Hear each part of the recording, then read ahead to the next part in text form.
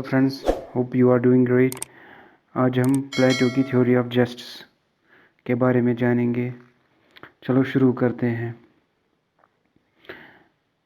प्लेटो की किताब रिपब्लिक का आगाज़ सुकरात और सेफिलस के दरमियान बुढ़ापे और दौलत के मौजू पर हुआ। ओल्ड और खुशहाल सेफिलस ने बताया कि खुद दौलत ने किसी को खुशी नहीं दी, बल्कि ऐसी आसाइशें फराहम की जिनसे ज़िंदगी आसान हुई। दौलत ने एक अच्छी ज़िंदगी गुजारने और इखलाकी तौर पर सही काम करने के काबिल बना दिया। सेफिलस ने इंसाफ को सच बताने, अल्फाज और अमल में ईमानदार होने और किसी का कर्ज अदा करने से बयान किया। सुकरात ने इशारा करते हुए आसानी से इस दलील को मुस्तरद कर दिया कि कुछ मामलात में सच बोलना या अपना हथियार वापस करना नुकसानदेह हो सकता है। मिसाल के तौर पर किसी पागल शख्स को वेपन लौटाना या सच बोलना, जब ये बेहतर था कि सच को छुपाएं। सुकरात ने यह जाहिर नहीं किया कि ईमानदारी को लफ्ज़ और फ़ेल में इंसाफ देना इंसाफ नहीं है, बल्कि यह कि इस तरह की ईमानदारी नुकसानदेह हो सकती है। चूँकि इसके तमाम सामीन ने इस दलील को पूरी तरह कबूल किया कि इंसाफ को फ़ायदा मंद होना चाहिए या कम अज़ कम नुकसानदेह नहीं होना चाहिए, लिहाजा सुकरात इनको राज़ी करने में कामयाब रहा कि सेफिलस का नज़रिया काबिल कबूल नहीं होगा। इस मकाम पर सेफिलस ने हार मान ली, लेकिन इसके बेटे प्लूमार्चस ने इस दलील को जारी रखा। सेफिलस की फराहम करदा तारीफ़ डेफिनेशन में तब्दीली करते हुए प्लूमार्चस ने निशानदेही की कि इंसाफ का मतलब हर एक को इसका हक देना है या जो उनके लिए मुनासिब है। मुख्तसर तौर पर इंसाफ सही काम करना था, जिसका मतलब है कि दोस्तों के साथ अच्छा करे और दुश्मनों को नुकसान पहुँचाए। प्लूमार्चस ने यूनान के इखलाकियात के काबिल कबूल हिस्से का तज़किरा किया, जिसमें सोलन की दुआ से ज़ाहिर होता है कि मैं अपने दोस्तों के लिए फ्रेंडली रहूं और अपने दुश्मनों से नफ़रत करूं। अगरचे ये यकीनी तौर पर जीसस या हज़रत ईसा के तालीमात के मुखालिफ हैं। सरमन ऑन द माउंट हज़रत ईसा के अक़वाल और तालीमात का एक मजमुआ है जो मैथ्यू की इंजील में मिलने वाली इखलाकी तालीम पर जोर देता है। 3 दलाइल की मदद से सुकरात ने प्लूमार्चस के ख़यालात को मिसमार कर दिया। सबसे पहले, दोस्तों की मदद करने में चोरी करने और झूठ बोलने जैसे नागवार काम भी शामिल हो सकते हैं। दूसरा, दोस्तों के साथ अच्छा और दुश्मनों के साथ बुरा होने के ख़याल को अमली जामा पहनाना मुश्किल था, क्योंकि कोई शख्स अपने दोस्तों और दुश्मनों के बारे में गलतियां कर सकता है। शायद एक समझा हुआ दोस्त हकीकत में दोस्त ना हो। मज़ीद यह कि जो शख्स ज़्यादा से ज़्यादा मदद कर सकता है वो ज़्यादा से ज़्यादा नुकसान भी पहुंचा सकता है। तीसरा, किसी नेक शख्स को किसी को तकलीफ़ नहीं पहुंचानी चाहिए, क्योंकि जो लोग ज़ख्मी हो जाते हैं वो और भी ज़्यादा जालिम बन जाते हैं। इंसाफ इंसान की शान थी और एक आदिल शख्स अपने आप के समेत किसी को भी नुकसान नहीं पहुंचा सकता था। एक बार फिर सुकरात ने इस तस्वुर को गलत साबित नहीं किया, बल्कि सिर्फ इसके इस्तेमाल को गलत साबित किया। सुकरात ने प्लूमार्चस को महज इस बात पर राज़ी किया कि वो जो कुछ कह रहा है इसे कबूल करें। प्लूमार्चस जवाब दे सकता था कि बच्चे या पालतू जानवरों को सज़ा देना या सुधारना नुकसानदेह नहीं हो सकता, मगर प्लूमार्चस ने इससे इज्तनाब किया, शायद गुफ्तगू में शाइस्ता पोलाइट रहने के लिए नहीं कहा। दरहकीकत सुकरात ने कहीं भी गुड की मुनासिब और वाज़ह वजाहत फराहम नहीं की। बहस थ्रैसिमेटस एक सोफिस्ट की मुदाखलत के साथ जारी रही। सोफिस्ट 5वीं और 4वीं सदी BC में कदीम यूनान में एक मखसूस किस्म का उस्ताद था। इस बात को यकीनी बनाने के बाद कि उसको फीस दी जाएगी, थ्रैसिमेटस ने इत्तेफाक किया और انصاف یا حق کو مضبوط پارٹی یعنی حکمران کے مفادات کے طور پر بیان کیا، جبکہ طاقتور نے تمام اصول قانون بنائے۔ کمزور افراد نے محض ان قوانین کی اطاعت کی۔ تھراسیمیٹس نے اپنے خیالات کی وضاحت کچھ اس طرح کی: ہر قسم کی حکومت ان قوانین کو نافذ کرتی ہے جو اپنے مفاد میں ہوں، جمہوریت کے جمہوری قوانین، ایک ظالم حکومت کے ظالم قوانین وغیرہ، اور ان قوانین کو نافذ کرنے میں وہ یہ بات بالکل واضح کرتے ہیں کہ ان کے لوگوں کے لیے وہی صرف حق ہیں جو ان حکمرانوں کے مفاد میں ہیں، اور اگر کوئی ان قوانین سے انحراف کرتا ہے اسے قانون مجرم کی حیثیت سے سزا دیتی ہے۔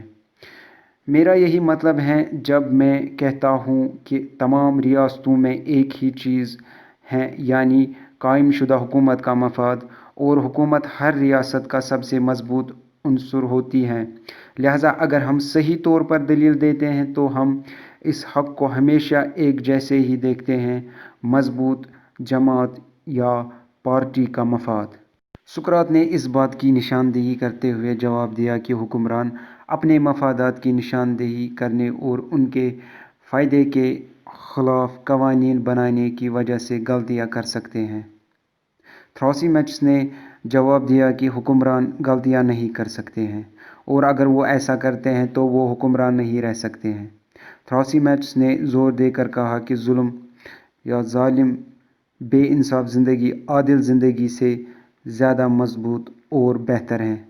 تھراسیمیٹس نے اعتراف کیا کہ انصاف مضبوط لوگوں کے مفاد میں نہیں ہونا چاہیے، لیکن یہ معمول تھا اور اس کی تصدیق یا ثابت کرنے کے لیے بہت ساری مثالیں موجود ہیں۔ یکساں تشبیہات کے ذریعے سقراط نے ظاہر کیا کہ انصاف مضبوط لوگوں کا مفاد نہیں، کیونکہ حکمران کا فرض لوگوں کے مفادات کی خدمت کرنا تھا۔ ایک حکمران کا منصب ڈاکٹر، استاد یا چرواہے کی طرح ہی تھا۔ کوئی بھی فن جس میں حکومت شامل ہوتی ہے، آبجیکٹ کی فلاح و بہبود کے لیے ہونا چاہیے، یعنی لوگوں کی فلاح و بہبود کے لیے ہونا چاہیے، سبجیکٹ کی نہیں، حکمران کی نہیں۔ انصاف کو مضبوط کے مفاد سے وضاحت کر کے تھراسیمیٹس نے سیاسی نظریہ کی تاریخ میں ایک مقام حاصل کیا۔ سقراط اس دلیل کی تردید سے قاصر تھا، شاید اس حقیقت کا اعتراف تھا کہ معاشرے میں معیارات طے کرنے والا سب سے مضبوط آدمی ہوتا ہے۔ گواکھان اور ایڈائمانٹس سقراط کی طرف سے ناانصافی کی وجوہات پر پیش کردہ دلائل سے اتفاق نہیں کرتے تھے۔ ان کا موقف تھا کہ افراد یا انسان خوشی سے انصاف پسند نہیں ہوتے تھے، لیکن یہ ان کی مجبوری تھی۔ اس معاملے میں انصاف سے ناانصافی بہتر تھی۔ گواکھان اور ایڈائمانٹس دونوں نے سقراط کو چیلنج کیا کہ یہ ظاہر کریں کہ انصاف اندرونی طور پر اچھا ہے اور روح کی اندرونی معیار کی عکاسی کرتا ہے، انعامات اور اچھی ساکھ کے بجائے جو یہ لائے۔ اس وقت سقراط زیادہ کنسٹرکٹیو ہو گیا اور مثالوں کی مدد سے جواب دیا۔ بڑے حروف کے طریقہ کار کو استعمال کرتے ہوئے سقراط نے کہا کہ بڑے اور جرات مندانہ انداز میں جو کچھ بھی لکھا جاتا ہے، اس کے برعکس چھوٹے سائز میں لکھی گئی کسی بھی چیز کو زیادہ توجہ حاصل ہوگی۔ اس طرح انصاف کے معنی کو سمجھنے کے لیے کوئی بھی اس کا استعمال ریاست کی سطح پر اور پھر فرد میں دیکھ سکتا ہے۔ گواکھان اور ایڈائمانٹس دونوں اس تجویز سے متفق تھے۔ سقراط نے ریاستوں اور شہروں کے آرجن کی جانچ کی اور بتایا کہ وہ دو وجوہات کی بنا پر پیدا ہوئے ہیں۔ پہلی وجہ باہمی ضرورت تھی اور دوسری وجہ انسانوں کی قابلیت میں فرق۔ باہمی ضرورت کو باہمی خدمات انجام دینے کا باعث بنی، چونکہ انسان سیلف سفیشینٹ نہیں تھا اور اس کے بقا کے لیے دوسروں پر انحصار کرتا تھا۔ خدمات کے تبادلے میں ڈویژن آف لیبر ضروری تھا، جو افراد کی فطرت اور قابلیت سے مختلف ہونے کی وجہ سے ممکن تھا۔ ڈویژن آف لیبر یعنی کسی بھی معاشی نظام میں کاموں کو الگ کرنا ہے تاکہ پارٹیسپینٹس یا کام کرنے والے مہارت حاصل کر سکیں۔ افراد کو ایک خاص کام میں مہارت حاصل کرنے اور اسے انجام دینے کی تربیت دی جا سکتی ہے۔ پرفیکشن اور ایکسیلنس لانے کے لیے ایک خاص کام میں ماہر بننے کی حوصلہ افزائی کی گئی تھی۔ یہ کسی خاص کام میں کسی بھی طرح کی برتری نہیں دینا تھی، بنیادی طور پر ہر فرد میں انفرادیت کو تسلیم کرنا اور اس کو حاصل کرنا تھا۔ پلیٹو نے یہاں دو اہم نکات بنائے۔ پہلا یہ تھا کہ ہر فرد کو واضح ذمہ داریوں اور حقوق کے ساتھ ایک خاص کام دیا گیا تھا، جس سے توقع کی جاتی تھی کہ وہ ہوشیاری اور احتیاط سے اس کام کو انجام دے۔ اس نے اس بات پر بھی زور دیا کہ کوئی بھی شخص کسی خاص کام کو انجام دینے کے لیے پیدا نہیں ہوا تھا۔ تربیت اور مہارت کی کچھ سطحوں کی ضرورت تھی۔ معاشرے کے کام یا فرائض بڑے پیمانے پر تین تھے: حکومت، دفاع اور پیداوار۔ پیداوار میں ہر طرح کی تجارت اور دستکاری شامل تھی۔ پلیٹو کے نزدیک انصاف کی دوسرے کے کام میں مداخلت نہ کرنا اور اپنا کام کرنا جس میں ایک انسان قدرتی طور پر ماہر ہے۔ مثال کے طور پر رولرز صرف حکومت کرے، سولجرز صرف دفاع کرے اور ورکرز پیداواری کا کام کرے۔ افلاطون کے لیے ایک پرفیکٹ ریاست میں حکمت، بہادری، نظم و ضبط اور انصاف کی چار بنیادی خوبیاں تھیں۔ آئیڈیل اسٹیٹ میں حکمت ہوگی کیونکہ اس کے حکمران علم والے تھے، بہادری کیونکہ اس کے جنگجو بہادر تھے، ہم آہنگی جس کی وجہ سے نظم و ضبط ہے جس نے معاشرتی ماحول کو ایک مشترکہ معاہدے کی وجہ سے پھیلا دیا کہ کس کو حکمرانی کرنی چاہیے۔ افلاطون کے لیے وہ ریاست پرفیکٹ تھی جس میں انصاف ہی حقیقت تھا۔ انصاف ہی وہ اصول تھا جس پر ریاست کی بنیاد رکھنی تھی اور شہر کی شان کے لیے اپنا تعاون ادا کرنا تھا۔ اس ریاست کا مرکزی سوال انصاف تھا۔ اس نے قانونی حیثیت کا حوصلہ نہیں دیا۔ افلاطون نے انصاف کے بارے میں عصری نظریات کا تنقیدی جائزہ لیا اور پھر اس تصور کی وضاحت کی: Contemporary means occurring at the same time۔